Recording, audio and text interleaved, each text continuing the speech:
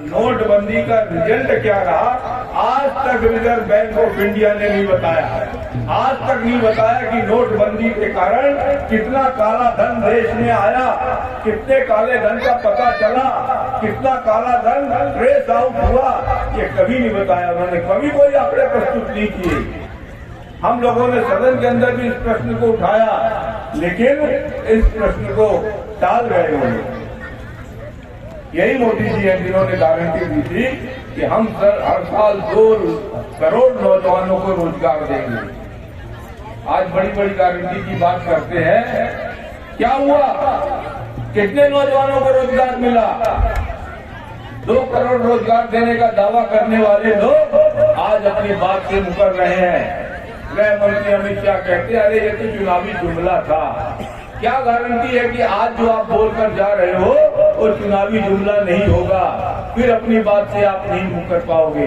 इसलिए इन लबरों की बात पे विश्वास नहीं करना है, इन झूठों की बात पे विश्वास नहीं करना है। विश्वास करके अपने 10 साल का इनको समय दे दिया है, अब ये राज करने लायक नहीं है। और ये राज करने लायक नहीं है तो आपका आशीर्वाद और वोट पाने लायक भी ये नहीं है। इसलिए भारतीय जनता पार्टी को वोट नहीं देना है, नहीं देना है, नहीं देना है। जगत प्रकाश नड्डा जी पार्टी के राष्ट्रीय अध्यक्ष थे, उन्हीं के कार्यकाल में हमारे यहाँ के जो वरिष्ठ नेता थे केदारनाथ शुक्ल, उनके साथ अन्याय हुआ। अन्याय में केवल सीधी के लोगों ने उनकी पीठ पर चूड़ा नहीं भोंका है, सीधी में भारतीय जनता पार्टी के नेताओं ने केवल उनको धोखा नहीं दिया है। इस धोखेबाजी की कड़ी में सीधी से लेकर दिल्ली तक शामिल थी। जगत प्रकाश नड्डा भी दोषी है। जगत प्रकाश नड्डा ने भी केदारनाथ शुक्ला के साथ अन्याय किया है। केदारनाथ शुक्ला को एक षड्यंत्र करके उनके राजनीतिक जीवन को समाप्त किया गया है। ऐसे व्यक्ति आज सीधी की जनता के पास आ रहे हैं और बड़ी बड़ी बातें कर रहे हैं, वोट की अपील कर रहे हैं।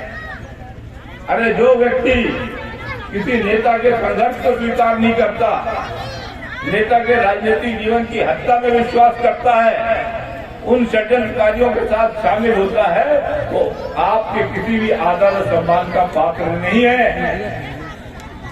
केदारनाथ शुक्ला को जगत प्रकाश नड्डा ने नेता नहीं बनाया था, केदारनाथ शुक्ला को नेता आपने बनाया था, माताओं बहनों ने बनाया था, उनके संघर्ष ने बनाया था, उनके त्याग ने बनाया था, उनके परिश्रम ने बनाया था। तो अगर उनको कोई सजा देनी थी तो सिंधी जिले की जनता सजा देती। जगत प्रकाश नड्डा और षड्यंत्रकारी सजा देने लायक नहीं है।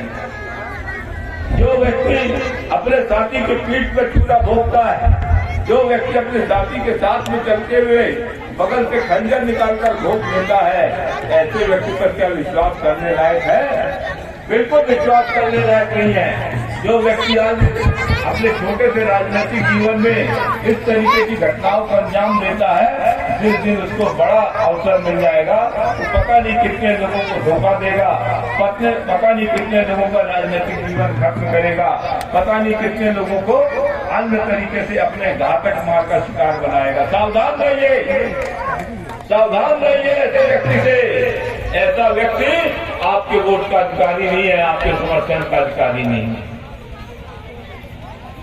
साथियों, आज भारतीय जनता पार्टी ने ऐसे व्यक्ति को प्रत्याशी बनाया है जिनका भारतीय जनता पार्टी से योगदान कम है, लेकिन भारतीय जनता पार्टी अब एक व्यापारिक संस्था बन गई है, राजनीतिक संस्था नहीं बनी है, एक मंडी बन गई है। और उस मंडी में जो दुकानदार है वो जगत प्रकाश नड्डा से लेकर नीचे तक बैठे हुए हैं दुकानदार लोग, वो भारतीय जनता पार्टी को बेचने के लिए खड़े हुए हैं। जो भारतीय जनता पार्टी में जितनी ऊंची बोली लगाएगा वो भारतीय जनता पार्टी में सब कुछ प्राप्त कर सकता है। क्या नहीं मिल रहा है आज भारतीय जनता पार्टी में? ये हाल है भारतीय जनता पार्टी का। अरे ये वो भारतीय जनता पार्टी है जिसके राष्ट्रीय अध्यक्ष अटल बिहारी वाजपेयी थे। ये वो भारतीय जनता पार्टी है जो उसूलों पर काम करती थी, जिसके राष्ट्रीय अध्यक्ष लाल कृष्ण आडवाणी थे। ये वो भारतीय जनता पार्टी है जिसके राष्ट्रीय अध्यक्ष वेंकैया नायडू थे। ये वो भारतीय जनता पार्टी थी जिसके राष्ट्रीय अध्यक्ष राजनाथ सिंह थे। और ये वो भारतीय जनता पार्टी थे जिसके अध्यक्ष नितिन जयराम गडकरी थे। एक तरफ ये राष्ट्रीय अध्यक्ष थे जिन्होंने भारतीय जनता पार्टी को ऊंचाई दिया, यो राष्ट्रीय अध्यक्ष थे जिन्होंने भारतीय जनता पार्टी को सेवा और त्याग की पार्टी बनाई।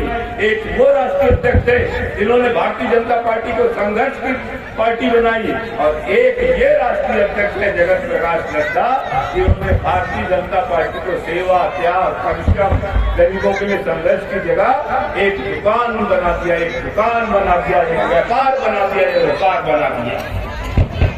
और व्यापार में बड़ी स्वाभाविक बात है कि जो पूंजी लगाता है वो पूंजी को पहले निकालने का प्रयास करता है।